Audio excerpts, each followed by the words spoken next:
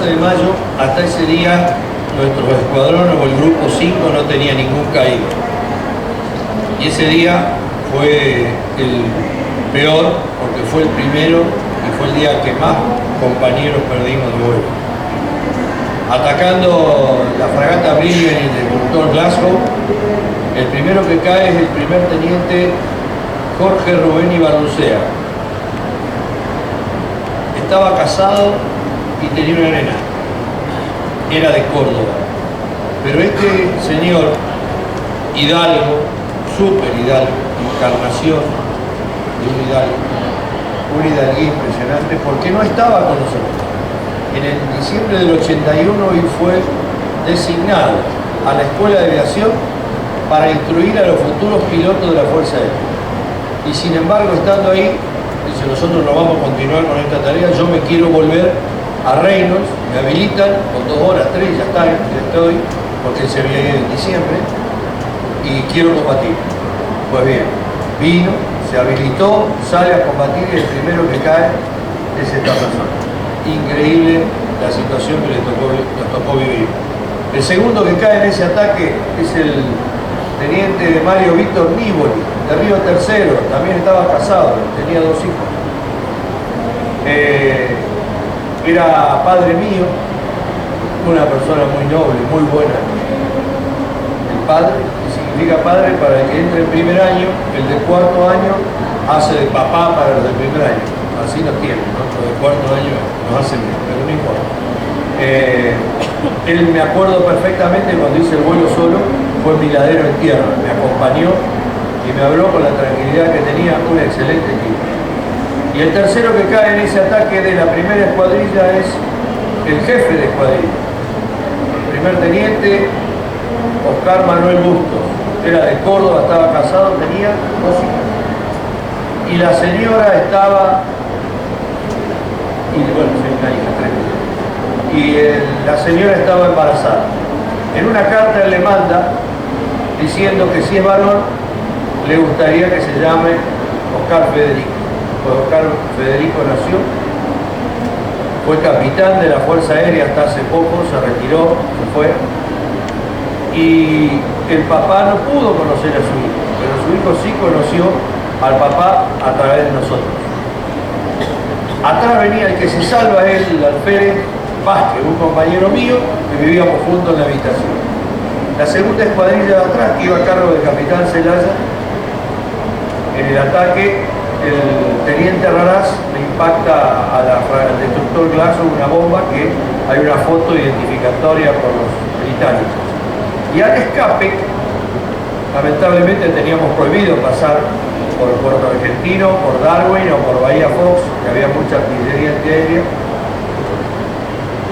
Y al pasar próximo a Darwin, lamentablemente, un cañón de 30 milímetros del ejército argentino, donde había un subteniente recién egresado, al no conocer muy bien los perfiles, apretó el disparador y derribó al entonces primer teniente Fausto Gavassi. Fausto era de Campana, también estaba casado y la señora estaba embarazada de la futura María Victoria. La verdad que es doloroso ver primero la pérdida de alguien y después, a la medida que uno va madurando, va haciendo su vida en la tierra,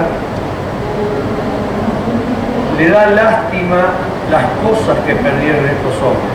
Calculen ustedes que el más joven de nuestro grupo que cayó tenía 25 años y el viejo, que lo veíamos los jóvenes, como viejo tenía 34 años.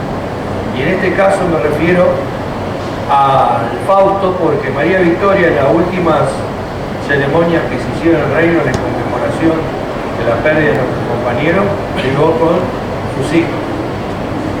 Eran igual al abuelo, cabezón, colorado, bien pelo cortito, eran igual al abuelo. Y uno pensaba que estaba curado de toda esta exposición y de explicar quiénes eran, y la verdad que se me aflojaron las medias, tanto los hijos de María Victoria como los hijos de Belén y Balbucea.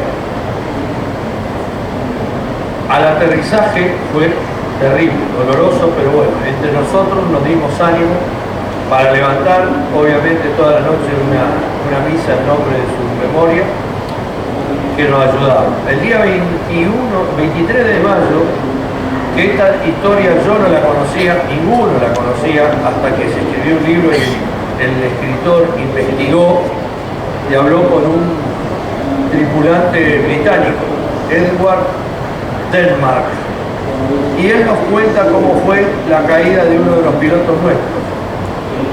A la salida del ataque, un compañero de él le dice que no salía porque le pegaron con un cañón en un plano derecho y no salía. Y cuando intentó salir, se chocó la antena de la fragata Antílope y quedó ahí abajo de la fragata, que después a la noche se hundió, una explosión, ustedes bien. Bueno, el Lucho Guadagnini, Luciano Guadagnini, el piloto que cae, era de Bahía Blanca.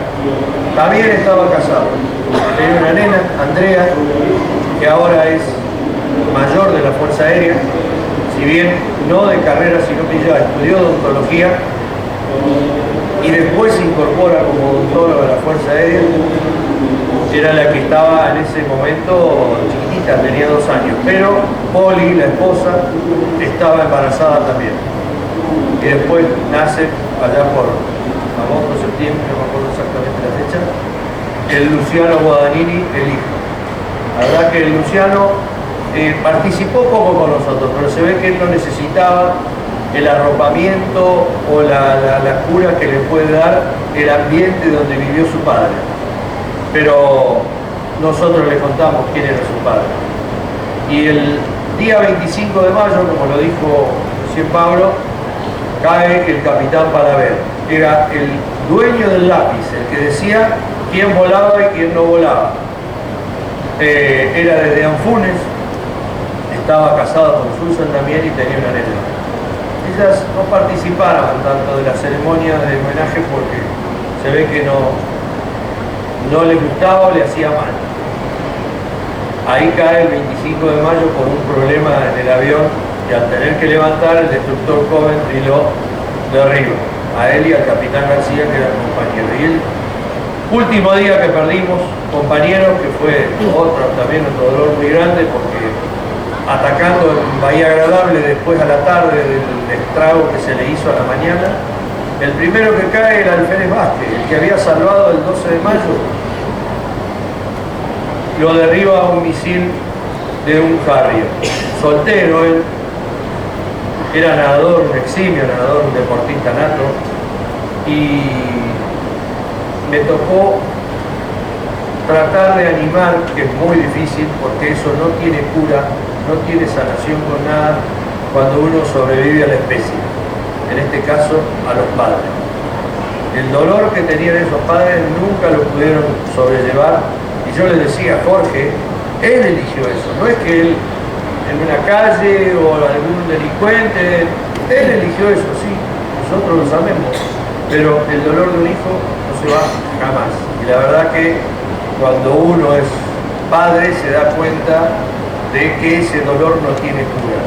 Lamentablemente vivía conmigo en la habitación, así que tenía que ayudarlo y acompañarlo al papá.